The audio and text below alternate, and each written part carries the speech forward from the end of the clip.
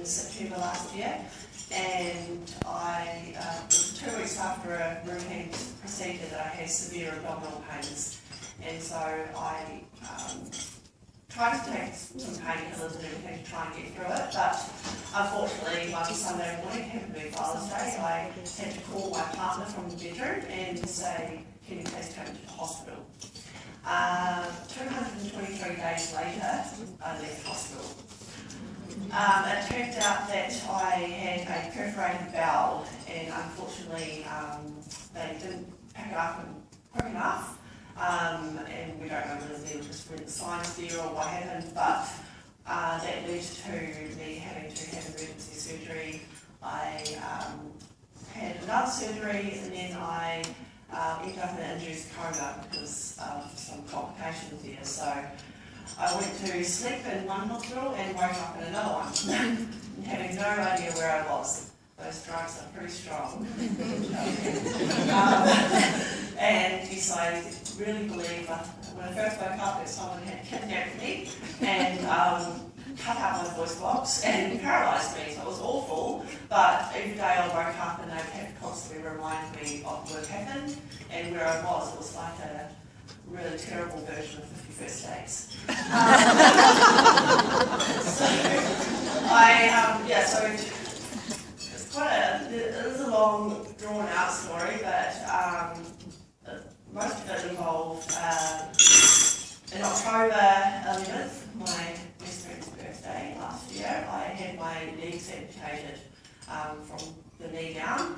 There was complications, and the oxygen that they were trying to keep me alive with when I was in my coma couldn't get to the smaller veins in my body, so that meant that my hands and feet died off slowly, and they had to amputate my legs before the disease spread to the rest of my body. In early December, I then lost my right hand and the fingers off this hand. So they call me a quad amputee, but I say try and a half. And a lot of people do wonder when they see me, like what happened, was it a car accident, was it a fire, because I look like I've been burned. Oh, sorry. And a lot of people, are afraid to ask, and I don't mind if anyone asks. I mean, it's not a limb donation program that went wrong. It's not a shark attack. I can't say anything exciting about it, but I can tell a story. So what I really just wanted to get across to everyone today was basically you just can't take your life for granted. I was pouring a lot of my time into my work, and I love my job, and I'm very lucky to still have my job. My employers have been fantastic, and they have made it so that I could return to work, which has just been amazing. I have my own bathroom, it's a little bit fancy. But I think what I learned in hospital is it's hard work. It's really hard work when you lose your limbs, especially my hand. My legs were bad enough, but losing my right hand was devastating for me. I mean, the first thing I said was, how am I going to straighten my hair? Then I lost my hair, so I didn't have to worry about that anymore. But it's all those female things that you worry about. You worry about doing your makeup, or no, but that's it. But even when I'm going to scratch my own face, nurse, can you please scratch my nose? Nurse, can you please scratch my eyebrow? And it's only 5 months ago that I was lying flat on my back in a bed and I couldn't move a muscle. So I don't think of myself as being inspirational. I'm a survivor, and I'm really stubborn, really determined to make something of my life and live it to the fullest. There's a million and one things I want to do. I wanted to do them before, but now I'm really going to do them. I'm going to surf, I want to go skiing, I want to swim with the sharks. My friend Yasmin's not so happy about that. I said, they're not going to eat me. I mean, what have I got to offer?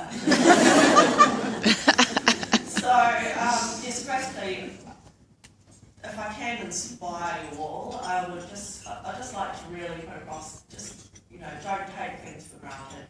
Really appreciate what you've got. Don't work yourself into the ground. If you don't like your job, you know, there's bigger and better things out there. And, you know, I shouldn't be saying that if you're sitting at the table with your employers. I was thinking it's like, it's not me. It's okay. But yeah, you just can't take every day. I mean, just appreciate it. The little things. I mean, my first day out of hospital was 2.5 months, and I went to Nando's. It was the closest place across the road that I could get hot chips. And just the fresh air and music and people and cars driving past. I mean, it seemed like nothing, but to me it was everything. And so, yeah, be grateful for the people you have in your lives. I'm so thankful. My partner has been amazing through all of this. He was by my side every single day, except for 3. He's a go-kart racer. He said, as much as I love you, I've got to win this championship. So I let him go, and I said, go, and he would win, so that's okay, I let him go. I've had some great, like my family and friends from afar. They've come over from New Zealand. They're with me every day through this. My best friend Jasmine, she always puts a smile on my face. She calls herself crazy, and I say it's unique.